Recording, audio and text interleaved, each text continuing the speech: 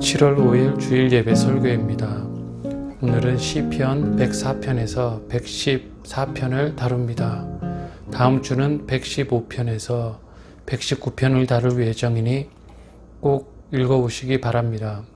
오늘은 시편 108편 2절 내가 새벽을 깨우리로다를 제목으로 하여 설교하겠습니다. 이번 주 11편의 시편은 크게 두 주제를 가진다고 할 수 있습니다. 첫째는 이스라엘 역사를 다루는 것이고, 둘째는 하나님을 찬양하라는 촉구입니다. 시편의 마지막으로 갈수록 시편의 주제가 말씀과 찬양이 됩니다. 그래서 오늘은 먼저 이스라엘 역사에 대한 104편에서 106편의 시편을 살펴보고, 그 다음 하나님을 찬양하라는 촉구인 111편에서 113편을 다루어 보겠습니다. 먼저 104편에서 106편입니다. 104편은 창조 사역을 설명하고 있고, 105편은 아브라함 때부터 가나안 입성까지를, 그리고 106편은 이스라엘 역사 중 바벨론 포로 귀환 때까지를 다룹니다. 먼저 104편을 살펴보겠습니다. 104편은 창조 사역을 노래합니다. 첫째 날, 둘째 날이라는 말은 없지만 창조하신 것들을 보면 그 하나하나가 이 창조하신 날의 순서대로임을 알 수가 있습니다. 빛을 창조하신 첫째 날, 궁창 위의 물과 궁창 아래의 물을 나누신 둘째 날, 땅과 바다를 나누신 후 식물을 만드신 셋째 날, 하늘에 광명체를 만드신 넷째 날, 새와 바다 생물을 만드신 다섯째 날 등 사역이 차례로 나오는 것으로 보아 이 시편이 창조를 노래함이 분명합니다. 하나님은 천지를 창조하셨을 뿐 아니라 창조하신 세계를 지금도 보존하시고 간섭하고 계십니다. 31절에 보면 영광이 영원히 계속할지며 라고 말씀합니다. 원래 창조된 세계의 그 영광을 끝까지 지속하신다는 것입니다. 32절을 보면 땅을 보신즉 땅이 진동하며 라고 말씀합니다. 하나님은 창조하신 모든 세계를 모두 보고 계시고, 세계는 그 하나님의 감찰하심에 반응한다는 것입니다. 세계와 그리고 모든 인간, 특히 모든 신자의 생각과 마음을 하나님은 지금도 살피시고 계시는 것입니다. 이렇게 말한 후에 시편은 할렐루야라는 단어로 끝이 납니다. 할렐루야라는 단어는 하나님을 찬양하라는 의미를 가지고 있습니다. 이 할렐루야라는 단어는 성경에서 바로 이곳에서 가장 처음 등장합니다. 즉 천지를 창조하시고 지금도 세상을 보존하고 계시는 하나님을 찬양하라는 촉구가 바로 104편의 결론이 되겠습니다. 105편은 아브라함 때부터 가나안 입성 때까지를 다루는 시편입니다. 이 시편에서 중요한 인물은 아브라함과 요셉입니다. 먼저 아브라함이 언급됩니다.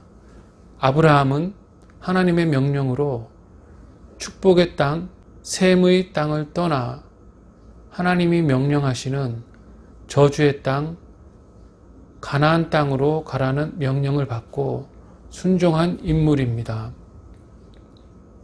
이 세상 누구도 멀리 고향을 떠나, 아버지를 떠나, 친척을 떠나 하나님이 저주하셨던 땅으로 가라고 할 때 그 음성을 올바로 듣고 순종하는 것이란 여간 어려운 일이 아닐 것입니다.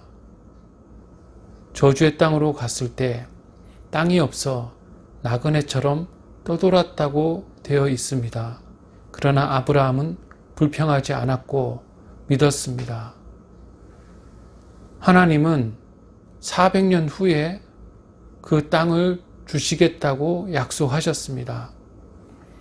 하나님이 보내신 그 땅에 앞으로 자기가 올 가능성은 전혀 없고 그의 후손이 올 수 있는데 그래도 아브라함은 그것을 믿고 하나님께 순종했습니다. 그래서 이 성경에서 말씀은 약속과 동의어로 사용되는 것입니다. 40년이 아니라 400년 후에 주시겠다는 그 약속을 믿은 믿음의 조상이었던 것입니다.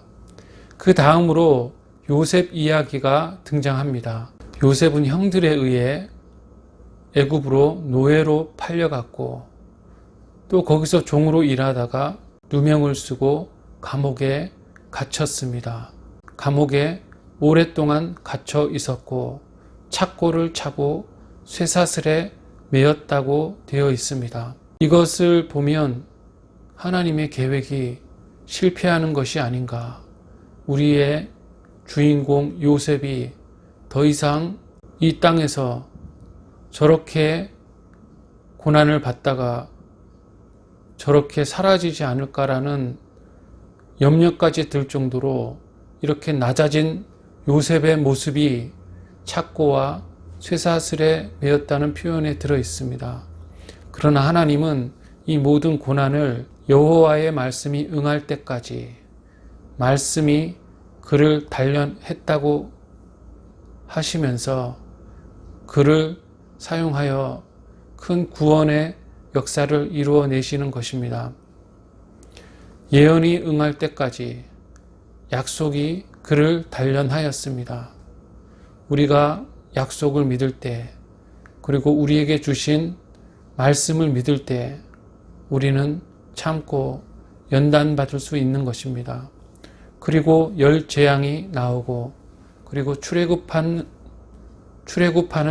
장면이 나오고 그래서 광야에서 40년 동안 살면서 만나와 물을 먹으며 인도함을 받은 후에 이스라엘 백성이 가나안에 들어가는 일까지 이 시편이 말하고 있습니다.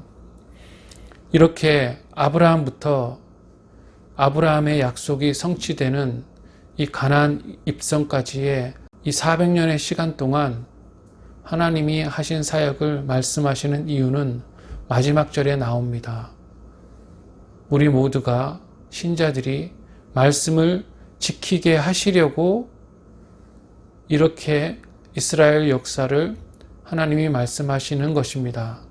이처럼 성경 말씀의 목적도 우리로 하여금 하나님께 순종하게 하시기 위함입니다. 106편의 역사를 살펴보겠습니다. 여기에는 앞에 하나님의 놀라우신 인도하심과는 반대로 이스라엘 백성이 범죄하고 또 범죄로 말미암아 멸망하는 그러한 이야기가 들어 있습니다. 범죄는 홍해 때부터 언급됩니다. 홍해 때에 이스라엘 백성이 뒤로는 바로의 군대, 앞에는 홍해, 좌우에는 큰 산이 있어 사방에 에워싸여 죽게 되자 하나님께 불평하는 죄를 범했다는 것입니다. 그들이 불평한 이유는 결코 사소한 것이 아니었습니다. 죽음의 위협 앞에서 하나님께 매달릴 때 기도가 불평이 되었던 것입니다. 우리도 하나님께 매달리며 기도할 때 우리의 간구가 불평이 되지 않게 조심해야 하는 것입니다. 결국 하나님은 홍해를 가르시고 그 가운데를 지나가게 하셨고 이스라엘 백성은 그 놀라운 기적을 보며 결국엔 하나님을 믿고 하나님의 말씀을 믿고 찬양했던 것입니다. 또 광야를 지나면서 이스라엘 백성은 범죄하였습니다. 광야에서 먹을 것을 달라고 하나님께 불평하는 죄를 범할 때 하나님은 그들이 요구하는 것을 주시는 벌을 내리셨습니다. 15절에 보면 그들이 요구한 것을 그들에게 주셨을지라도 라고 말씀합니다. 메추라기를 산더미 같이 주셨던 것입니다. 우리의 기도가 엉망일 때 하나님이 안 들어주시는 것이 더 나은 것이고 요구하는 것을 주시지 않는 것도 복이 되는 것입니다. 간구하는 것을 주실 때도 있고 그렇지 않을 때도 있지만 하나님의 뜻대로 인도하시는 것이 가장 좋은 것입니다. 그리고 나서 세 가지 중요한 사건이 일어납니다. 모두 범죄의 사건입니다. 첫 번째는 지도자에 대한 반역 사건이었고, 두 번째는 금송아지 사건이고, 그리고 세 번째는 바알 부올에서 우상을 섬기며 음행한 사건이었습니다. 그런데 두 가지 큰 차이가 이 세 사건 사이에 있습니다. 첫 번째 반역 사건에서는 하나님이 지도자에 대한 반역을 자신에 대한 반역으로 보시고 모든 반역자들을 죽이셨습니다. 반면에 금송아지 사건이나 또는 바알부올에서의 음행 사건의 경우에는 금송아지 사건의 경우는 모세가 중재하고 바알부올에서는 비느하스가 중재하여 다 죽지 않고 일부만 죽었다는 사실입니다. 여기서 중요한 인물 두 명이 등장을 하는 것입니다. 모세와 비느하스. 이 둘은 하나님과 범죄한 인간 사이에 중재하여 많은 백성으로 하여금 죄사함을 받게 하였습니다. 여기서 중재자란 그리스도를 바라보게 하는데 왜 중재자가 필요한 것일까요? 인간이 자기의 죄를 깨닫고 회개해야만 하나님께 용서를 받을 수 있는데 우리의 마음은 부패하고 우리의 지성은 더럽혀져서 깨닫지 못하여서 하나님께 올바로 회개하지 못하는 경우가 생길 때 이러한 중재자들이 하나님과 인간 사이에서 하나님께 간구함으로써 범죄한 인간이 사함을 받는 것입니다. 정말로 하나님의 의로우신 잣대가 모든 인간, 모든 신자에게 정확하게 적용된다면 살아남을 사람이 누가 있겠습니까? 그래서 하나님은 우리를 용서하시는 방편으로서 이 중재자 모세, 비느하스가 예표하는 그리스도를 우리에게 주셨던 것입니다. 그러나 후에도 이스라엘 이 나라는 계속 범죄하였고 결국에 나라가 멸망하고 말았습니다. 그러나 멸망한 후에도 일부 남은 자들이 유다로 돌아오는 그러한 복을 누렸습니다. 106편은 할렐루야로 시작해서 할렐루야로 끝납니다. 여호와를 찬양하라는 것입니다. 즉 신자가 범죄하더라도 그래서 하나님이 벌을 주시더라도 뒤돌아보면 가장 좋은 길로 인도하시고 또 더럽고 추한 죄를 용서해 주신 하나님을 찬양하라는 촉구로 이 시편이 끝난다는 것입니다. 그래서 104편에서 106편까지를 전체적으로 살펴보면 천지를 창조하신 하나님을 찬양하라. 아브라함처럼 믿는 자에게 약속을 성실히 행하시고 영원한 복을 주시는 하나님을 찬양하라. 범죄한 자를 끝까지 참으시고 중재자를 통해 용서하시는 하나님을 찬양하고 높이라는 것이 바로 이 세 편의 시편의 핵심인 것입니다. 111편에서 113편을 이제 살펴보겠습니다. 이 시편들은 할렐루야로 시작하고 특별히 113편의 경우는 할렐루야로 시작해서 할렐루야로 끝납니다. 모든 인간, 모든 만물이 하나님을 찬양해야 한다는 것입니다. 그런데 111편은 의인을 돌보시는 하나님을 영원히 찬양하라고 당부합니다. 여기서 의인은 세 가지의 특징이 있습니다. 의인은 정직하고 여호와를 경외하고 계명을 지키는 자입니다. 하나님은 이들에게 확실한 진리와 정의로 행하시며 그들의 죄를 속량하시며 그들과 언약을 세우신다고 말씀합니다. 이렇게 의인을 돌보시는 하나님을 찬양하라는 시편이 바로 111편입니다. 112편도 유사합니다. 여기서의 핵심은 의인은 하나님을 의지한다는 것입니다. 이 시편에도 의인이 여호와를 경외하고 계명을 즐거워하고 정직하다는 것이 특징임을 말하고 있습니다. 그리고 그는 다른 사람에게 자비롭고 또 긍휼이 많고 의로운 사람이며 잘 꾸어주는 사람이라고 말을 합니다. 그래서 이러한 의인은 복을 받는데 그 복은 흑암 중에 빛이 일어나는 복이며 흔들리지 않고 그가 영원히 기억되는 복을 받는다는 것입니다. 또 의인의 복은 흉한 소문을 두려워하지 않는 이유는 하나님을 믿기 때문입니다. 의뢰하기 때문입니다.